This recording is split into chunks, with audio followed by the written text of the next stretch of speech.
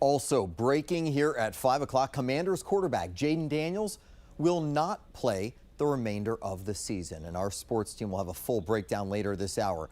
But first tonight, a newly released scathing report claiming crime numbers in the district have been manipulated. Good evening.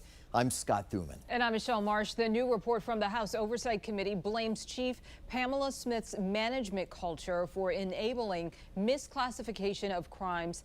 And last week, the Washington Post reported the DOJ also uncovered similar issues during Smith's tenure.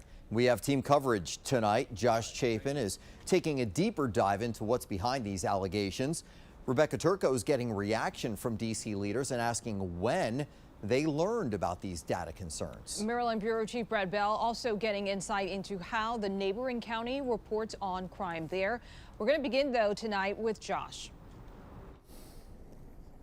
Well, Michelle, we have pressed members, local members of the House Oversight Committee for a bit more for them to detail their findings and to detail some of the interviews they did with the MPD. We are also hearing for the first time from the local D.C. Police Union. I want to take you more into this document to remind you some of the findings from the House Committee. It suggests MPD Chief Pamela Smith used scare tactics to try and get crime numbers lower in the district. This is a 22-page document. It details interviews with all MPD district commanders. Here is one of the many conversations I want to share with you. The commander, one of them, was asked over the last few years, has there been any internal pressure to simply bring down crime statistics? The answer, yes. I mean, extreme. There's always been pressure to keep crime down, but the focus on stats has come in with this current administration or regime, and that has manifested publicly.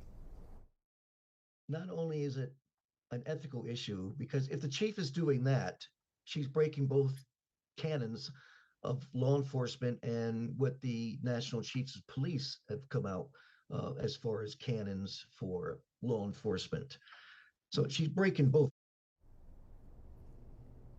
That is Steve Foldy, spent 30-plus years in law enforcement, including time in the Army. He believes also, Scott and Michelle, that this is bad for public safety. We talked about the D.C. Police Union hearing from them this afternoon. In part, they said, quote, the command staff's obsession with creating a false sense of safety in the district has endangered lives, allowed criminals to avoid accountability, and avoid public trust. We've also just heard, Scott and Michelle, from a member of this committee on the House Oversight Committee. We'll share their findings and more from that expert coming up at 6. Back to you for now.